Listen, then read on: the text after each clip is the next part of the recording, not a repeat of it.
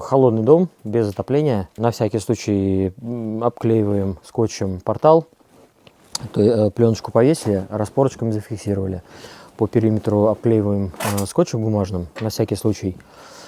Вот. И дальше будет через отверстие уже Илюха чистить. Естественно, все равно пылесос подключим для того, чтобы на всякий случай ничего никуда не вылетало. Потому что ничего не поддавливается снизу, и максимальное количество отложений, в общем, даже легкие, они, скорее всего, будут обваливаться вниз. Вот. И для того, чтобы они сюда нам не летели, и потом, чтобы здесь все это не разводить, всю эту грязь, естественно, мы все обклеиваем, герметизируем, то есть максимально делаем так, чтобы было хорошо. Вот. У нас здесь такая вот обстановка. Это дачный дом. Вот. Запроса особого у нас здесь не было, поэтому мы все равно сделаем все чисто. Вот. Я имею в виду, запроса не было на то, чтобы все завешивать. Вот. Ничего никуда сажа не полетит. Работаем чисто с пылесосом. В данном доме мы ничего не завешиваем. И даже этого будет достаточно, по большому счету. Но есть заказчики, которым нужно, чтобы было все завешено. Есть такие, собственно, и обстановка в доме, там и всевозможные условия определенные, там влажность, еще что-то, вот, которые нужно будет соблюдать при работе. Поэтому мы, конечно же, заказчикам предлагаем разные условия работы и разные способы изоляции объекта. Иногда мы даже делаем такую, если вы смотрите канал, то мы делаем даже полные выгородки. Например, мы можем сделать полную выгородку, начиная от самого теплоагрегата и до входа на улицу. Двойной шибер. В чем прикол устанавливать два шибера?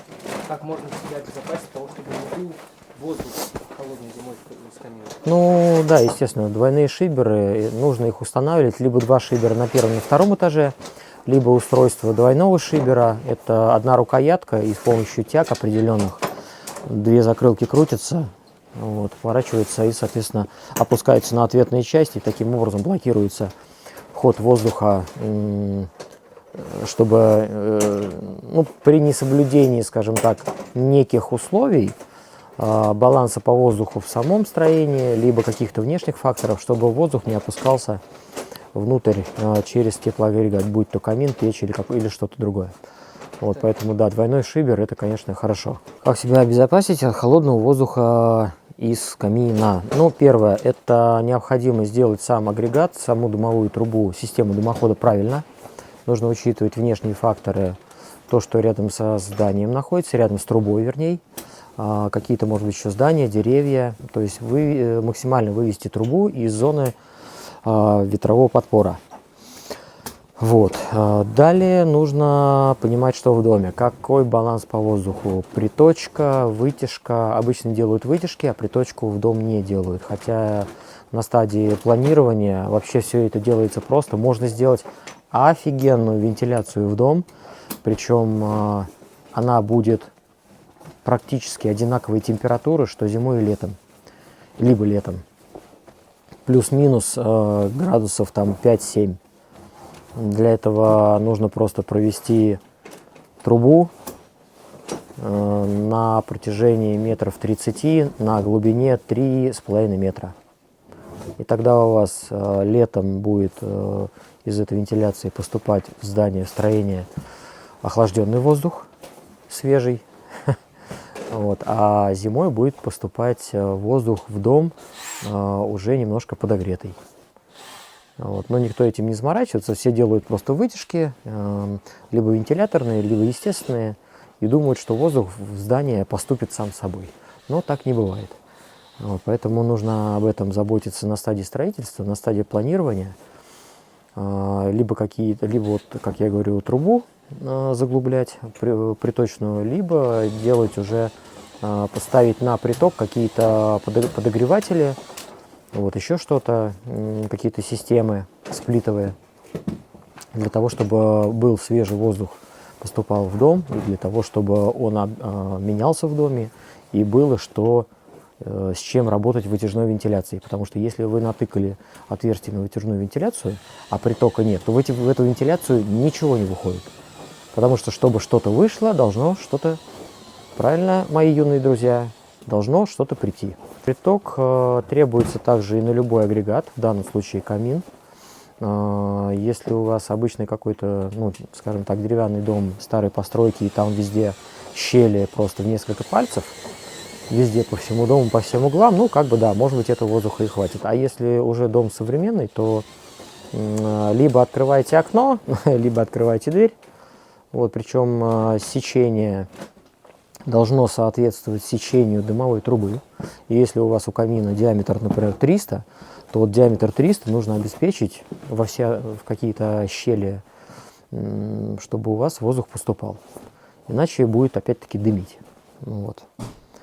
Поработает там 1 минуту, и потом дым опустится обратно, потому что он не может выйти, его ничего снизу не подталкивает.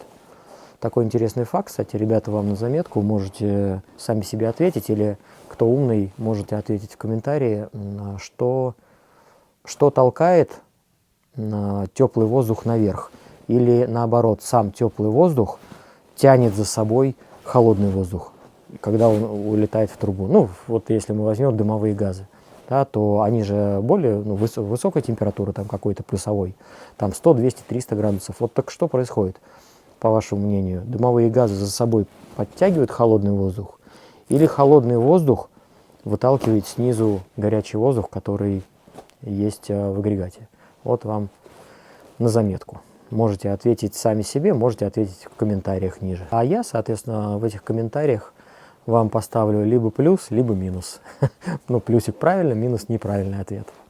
Будет у нас такая онлайн-школа. Давай чисть. Да, кстати, ребят, если заметили, то вот все когда-то в первый раз. И вот такую вот отделку камина, я имею в виду цветовую гамму, вот я вижу, например, первый раз. Ну, достаточно забавно, необычно. Очень так весело, живенько. Интересно. Илюха у нас сейчас оденет масочку-респиратор.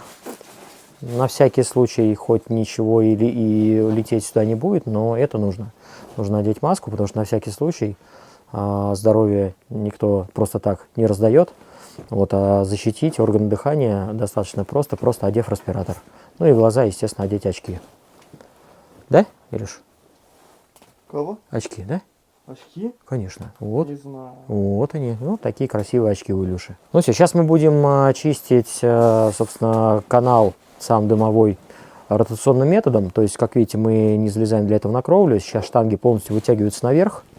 И уже сверху начинаем чистить. Почему сверху? Потому что легкие отложения вылетают наверх, а тяжелые осыпаются вниз. А если мы начнем чистить снизу, то все будет заворачиваться, весь воздух сразу там, где будет щетка работать ротационным. Вот, и тогда ничего не будет вылетать наверх, вот, а все будет клубиться в самом канале, осыпаться вниз и еще будет надавливаться сюда. Напоминаю, что мы делаем сейчас чистку этого камина и дымового канала в доме, который не отапливается. Илюх как раз чистит. Начал чистить. Напомню, это ротационный метод.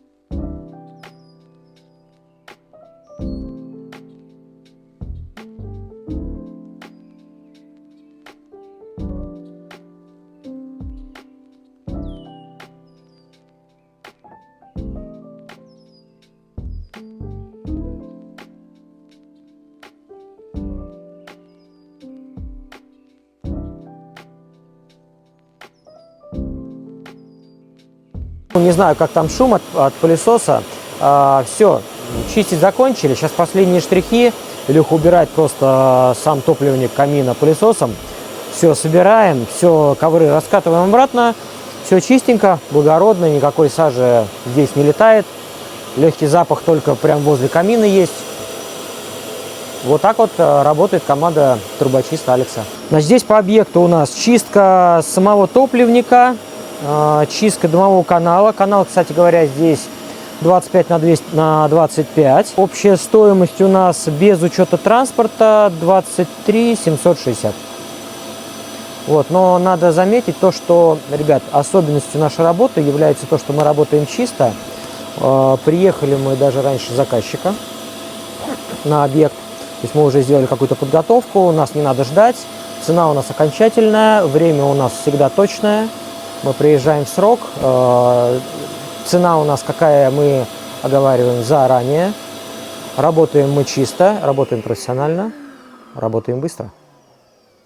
Вам спасибо, что были с нами. Спасибо, что досмотрели ролик до конца. До новых встреч. Пока.